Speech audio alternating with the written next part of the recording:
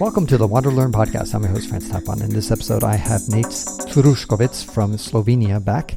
He has been analyzing the war in Ukraine. Today, February 24th, is the one-year anniversary of the beginning of the massive invasion of Ukraine. Of course, the whole war started in 2014, but the big invasion happened in 2022.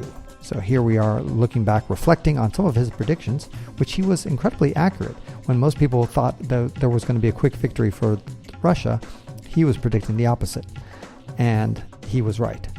And so I have him back to reflect on most of his accurate predictions, as well as the one that has not come true yet, the one that he predicted that Vladimir Putin will get ousted in 2023, sometime in the first half of the year. So that right now looks like it's not going to happen. Let's dive in with Nejc and see what he thinks now.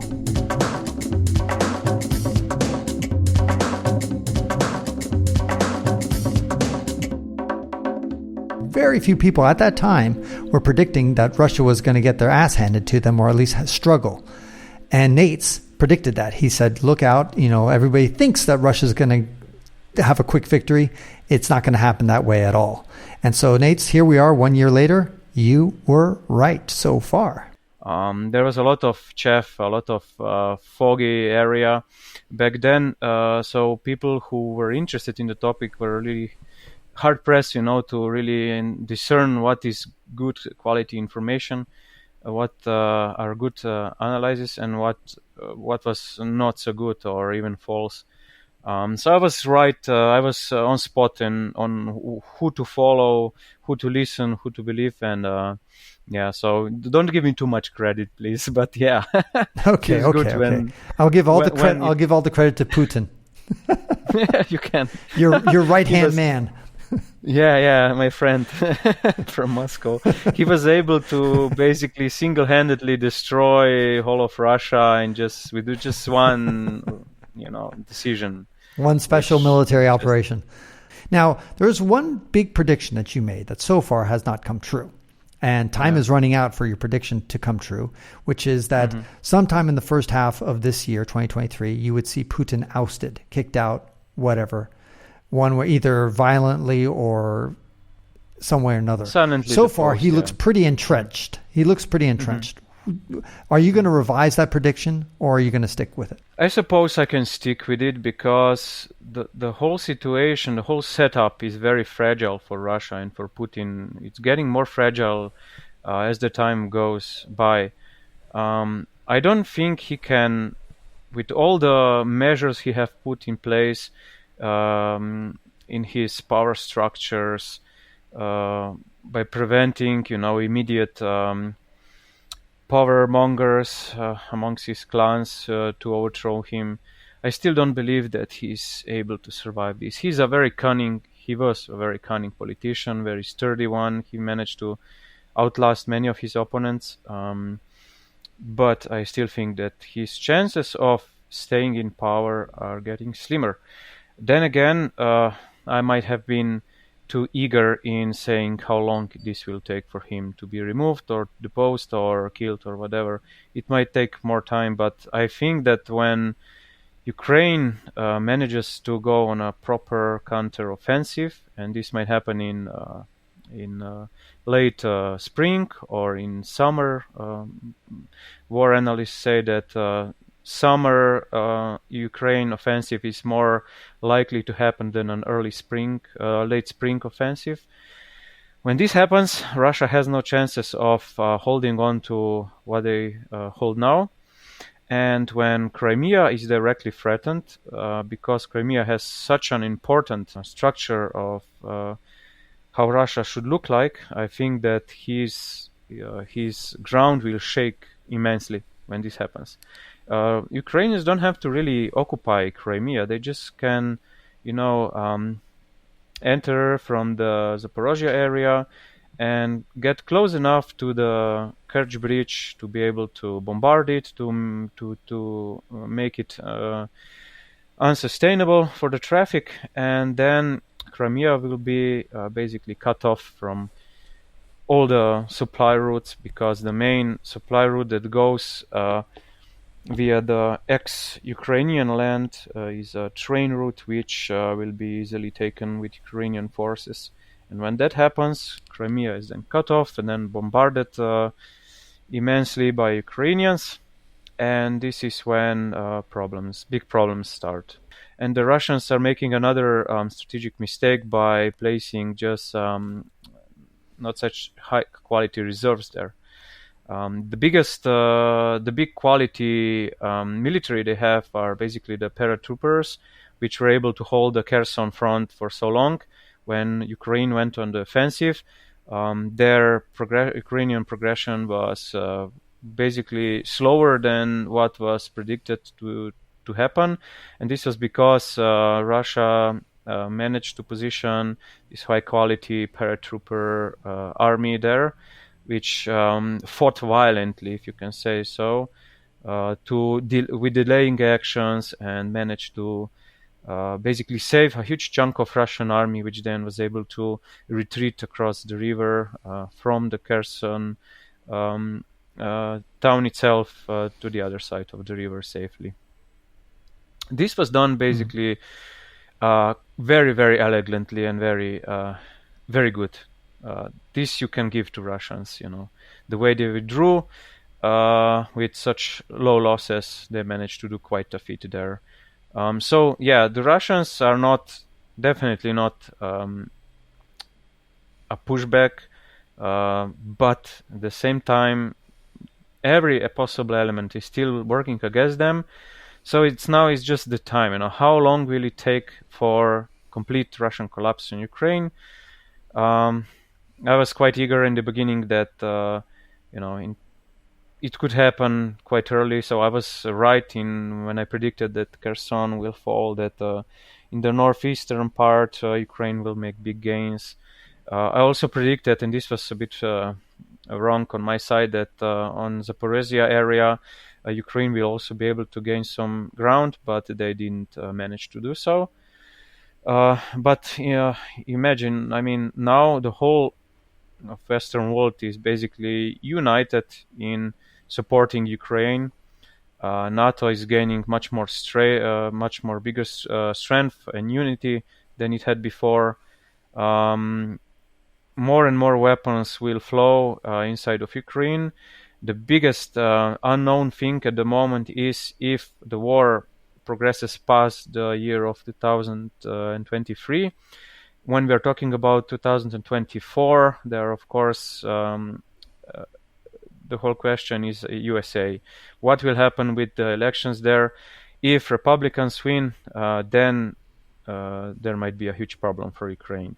So Ukraine and Russia, they both have quite a time pressure. Russia needs to outlast this year.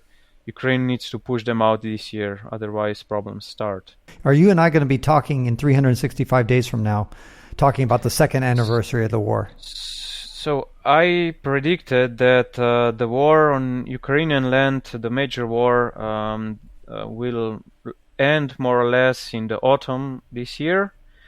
So the big Ukrainian offensive will probably push Russians from most of their holdings. We'll see about all the next territories of Luhansk and Donetsk and of Crimea itself. There is a huge political pressure on Ukrainian leaders to also take Crimea, which is not so clean-cut thing to do for Ukrainians from the Western point of view. While Lugansk and Donetsk, we'll see what will happen. But the gains that Russia made in 2002 on Ukrainian lands will be probably lost this year. This is my prediction. As for the war being able to freeze in a frozen conflict like it happened after 2014, there's also a slight chance for that to happen, but the chances for Ukraine to oust Russia out of its occupied land is much more likely. If you and I were Russian, maybe we would be talking about the exact opposite things. We'd come to exact opposite conclusions, because I'm always questioning our sources and always skeptical that maybe we're being fed the wrong story. I mean, is there any possibility that you're wrong? Of course there is. And that maybe, that the Russian propaganda, the Russian perspective is actually right. That, that, hey, we're going to tough it out. We've got a much more mighty industrial complex. Yes, we got our asses kicked. But just like we came back in the Great Patriotic War, we made a comeback. We're going to make a comeback here and do the same thing. No, I don't think so. I think that Russia has depleted all their aces in their sleeve. They don't have much less left. They are ramping up their war production immensely, but again, as the last time I said that they are really dependent on outside world, which cut all ties with them, with the exception of course Iran, which prompt up the cooperation with Russia, and now China is heading more in that direction. So if China stays more or less on outside at least neutral and not backing up Russia with high-tech technology, it's proven that China has been already selling all sorts of stuff, but to Russia, military stuff, but this is not high-tech stuff. It's more or less just lower tier ammunition and stuff like this, because China on the other hand is hard-pressed not to lose the Western markets. Then again, they also have a crazy dictator who, if I was laughing once, making a joke once, that if he has a dream about Mao showing in his dream and telling him, yeah, you can attack Taiwan, you will be victorious, he will do it, because he's also as detached from reality as Putin was when he made the order of the attack. Because, I mean, although the many Western analytics said that Ukraine will fall in 3 weeks. Everybody knew that Russia cannot win this. Maybe they can win the conventional war, but they could never win the war that would come after they would take Kiev. And this is, all the partisans fighting the insurgency. It would be just such a crazy quagmire, and they would never be able to really take hold of Ukraine the way they imagined. You have again Xi Jinping, which is who is deranged enough to be able to make the attack. There are many on Taiwan. There are many signs of him preparing to do so, but there are many checks and balances still which are preventing him to do so, because China is so dependent towards the outward, and Russia cannot do much to China. All the oil and gas lines that were created throughout the decades of cooperation between Soviet Union and then Russia and the rest of Europe cannot be just done in few years and just change the everything to flow towards China. This is just not doable. Of course, Chinese are known to be able to work on huge projects very fast, but they are also known for very crappy projects which turn into dust just after a few years. So with Chinese, it's oftentimes about saving the face of how they look like on outside, but the reality is quite often quite different with Chinese. And they are quite similar in Russia in that the corruption is wreaking havoc on all parts of their society, also their military. So I wouldn't bet that I wouldn't be so sure that they would be victorious in the war if they decide to take on Taiwan. Last question, Nejc. Maybe putting on a more cynical, conspiratorial hat. Mm-hmm.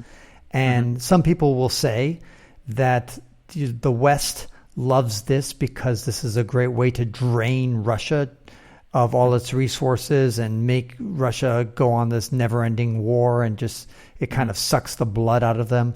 And by the way, it keeps Ukraine weak because, of course, they're losing lots of infrastructure and lives to this stuff, and it drains both populations, both Ukrainians and Russians who are fleeing, and the most intelligent ones, all the computer programmers and IT specialists, are moving to the West to start working in Poland and the rest of Europe, and of course the United States. And so this is a brain drain for them. And who benefits from all this? Well, the West, especially the United States. Yeah. And so this is something that Putin might allude to, that, hey, you're trying to cause the destruction of Russia, and they're going to drag out. And that's why, right, and that's exactly why the United States just says, we'll give you 31 tanks. Okay, and then after a few more months, all right, here's 2 planes. All right, here's a couple of Patriot missiles. Just enough to kind of keep them alive and fighting and keeping a stalemate, but not enough to really just hammer Russia and end this war quickly. Some people got to look at that. What do you think? So, historically speaking, when U.S. was providing weapon support to countries which needed weapon support and other economical support, it was oftentimes made that it was just trickling just enough, to get the country floating, the country that was receiving that. It started in a similar way with Ukraine, but you have to remember that NATO and US and Western allies are treading a very delicate balance of how much support is too much support, which then starts a nuclear war. Because when Putin is feeling, really with his back pressured on the side of the wall, that he has no other option left, he might, go for the most radical solution because he has nothing else to lose. It's a delicate balance. If you analyze how much stuff was flowing to Ukraine, you can see that it was very delicately being ramped up, and a lot of stuff that was not publicly made clear was already flowing to Ukraine, even before it was publicly announced that it was already there. It's something that many critics of Biden are saying, Biden was not decisive enough. He should have sent more stuff sooner to Ukraine.